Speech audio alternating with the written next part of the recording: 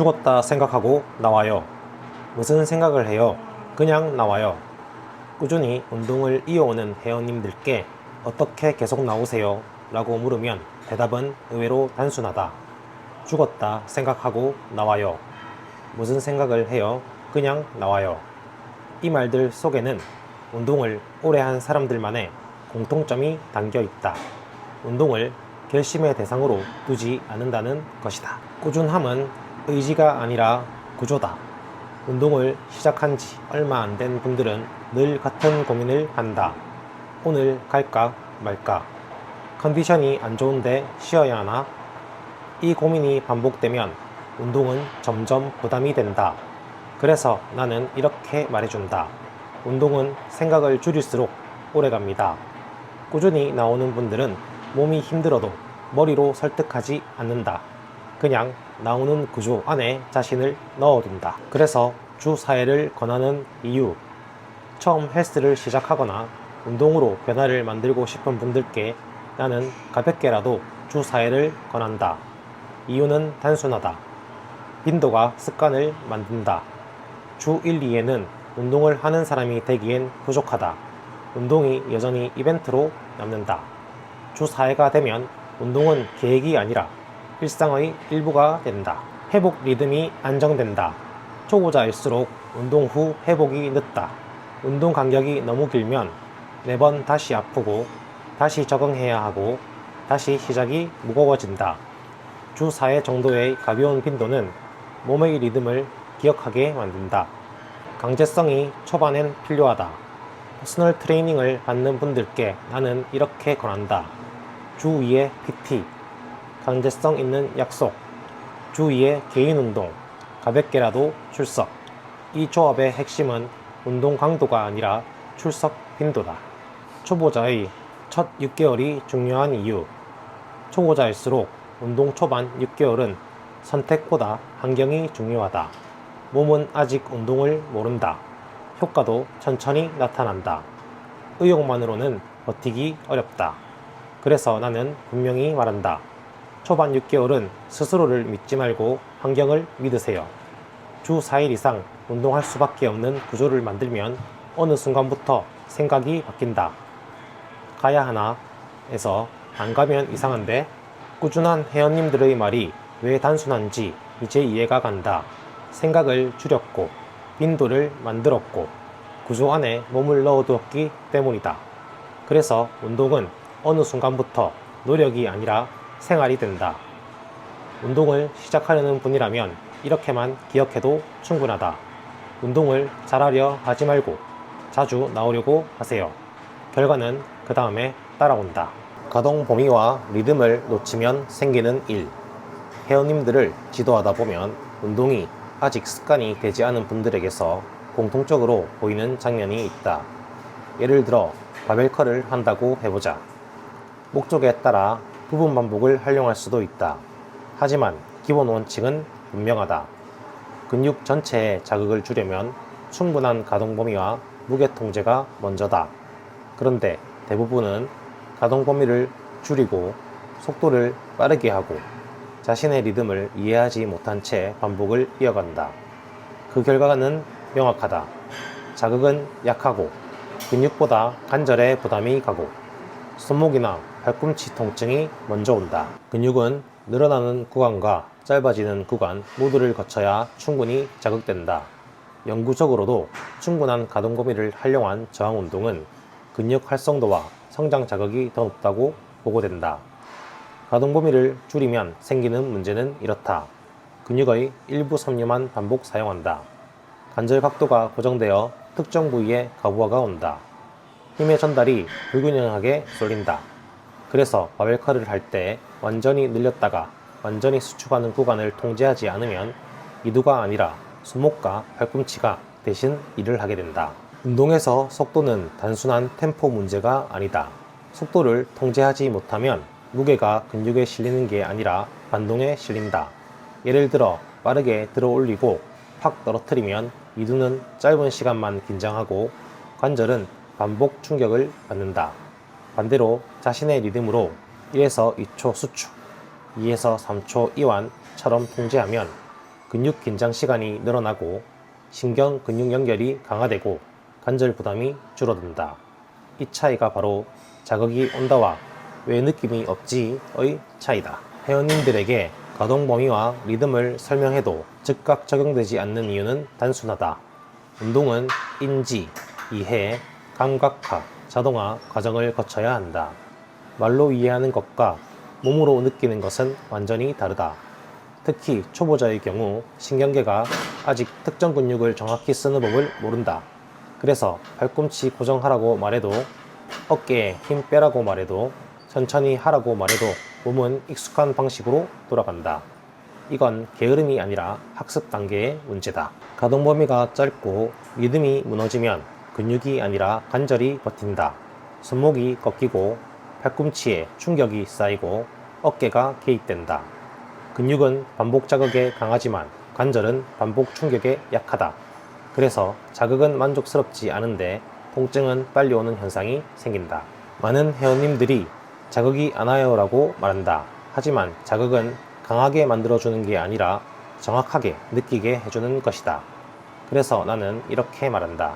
무게보다 범위, 범위보다는 리듬입니다. 이 순서를 이해하면 모든 부위에 적용이 가능하다.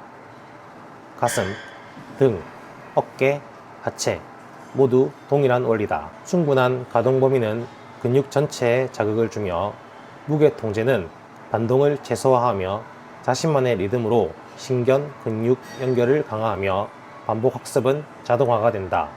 이 과정이 쌓이면 자극은 점점 명확해진다. 혹시 자극이 잘 안 느껴진다면 무게를 올리기 전에 이 세 가지만 점검해보자. 끝까지 늘어났는가? 끝까지 수축했는가? 내가 통제하고 있는가? 이 세 가지가 지켜지면 자극은 따라온다. 시간이 있어야 하는 게 아니라 시간을 만들어야 한다. 운동을 오래 한 사람들에게 공통점이 하나 있다. 시간이 남아서 운동해요 라고 말하는 사람은 거의 없다. 대부분은 이렇게 말한다. 바빠도 시간을 만들어서 나와요. 이 차이는 생각보다 크다. 왜 시간을 만드는 사람이 선순환에 들어갈까? 운동은 단순히 체력을 올리는 행위가 아니다.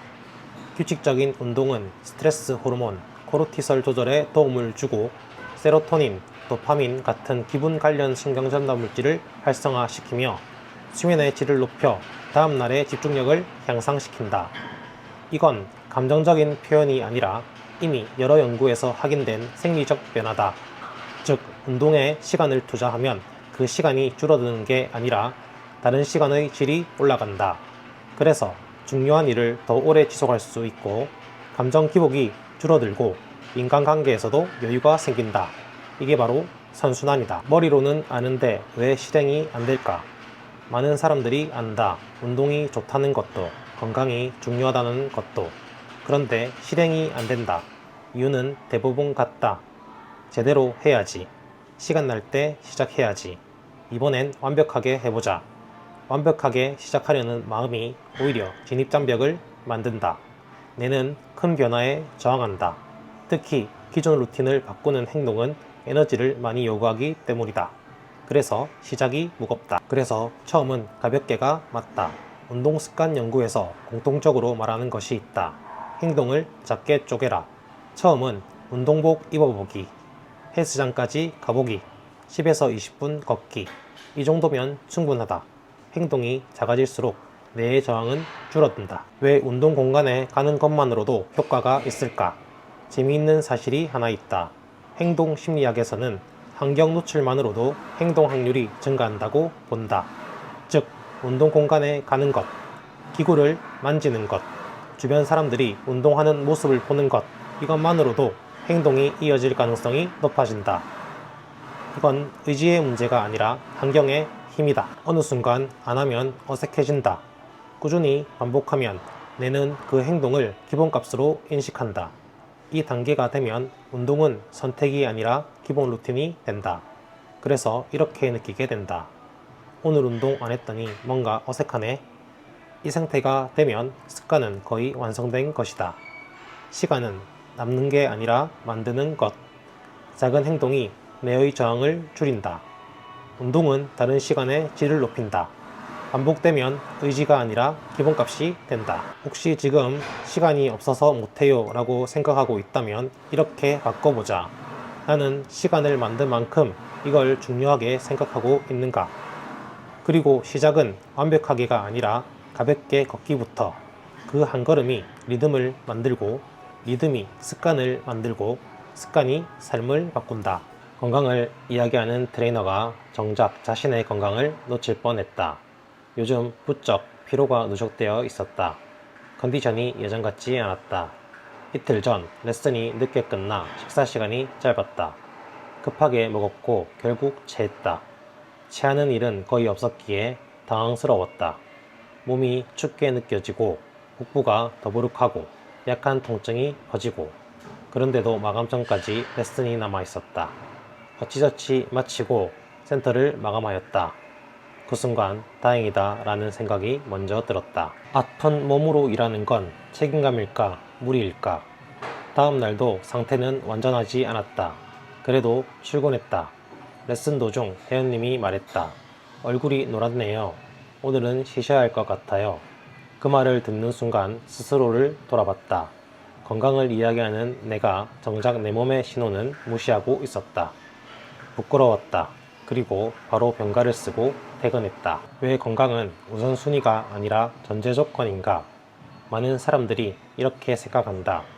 조금 아파도 참고 일해야지. 이번 주만 버티면 괜찮겠지. 하지만 실제로는 반대다. 피로 누적 상태에서의 업무는 집중력과 판단력을 20에서 30% 이상 저하시킨다는 보고가 있다. 수면 부족과 과로는 면역 기능을 떨어뜨려 회복 시간을 더 길게 만든다. 소화가 완전히 되지 않은 상태에서 신체 활동을 이어가면 교감신경이 과도하게 활성화되어 몸의 회복이 더 늦어진다. 즉, 조금 참고 버티는 것이 결국 더 많은 에너지를 빼앗는다. 트레이너는 몸을 쓰는 직업이다. 하지만 더 중요한 건 판단하는 직업이라는 점이다. 회원의 통증 신호, 오늘의 강도 조절, 자세 교정 타이밍, 이 판단은 맑은 컨디션에서 더 정확하다. 몸이 무너지면 지도력도 흔들린다. 그래서 건강은 선택이 아니라 지도자의 자격 조건이다. 오늘은 견딜만한 컨디션이다.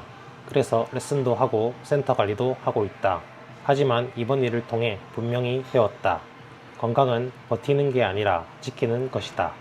회원에게 무리하지 마세요 라고 말하면서 정작 내가 무리하고 있다면 그건 설득력이 없다. 혹시 지금 몸의 신호를 무시하고 있지는 않은가? 소화가 안 되는데도 계속 일하고, 피곤한데도 억지로 밀어붙이고, 이 정도는 괜찮아 라고 넘기고, 건강은 아플 때만 관리하는 게 아니다. 무너지기 전에 멈출 줄 아는 것, 그게 진짜 관리다. 과학적으로도 분명하다. 충분한 휴식은 회복 호르몬 분비를 촉진하고, 적절한 휴식은 근육 회복과 면역 기능을 강화하며, 스트레스 조절은 장 건강과 직결된다. 건강은 시간이 남아서 챙기는 게 아니라 시간을 내서 지켜야 하는 것이다.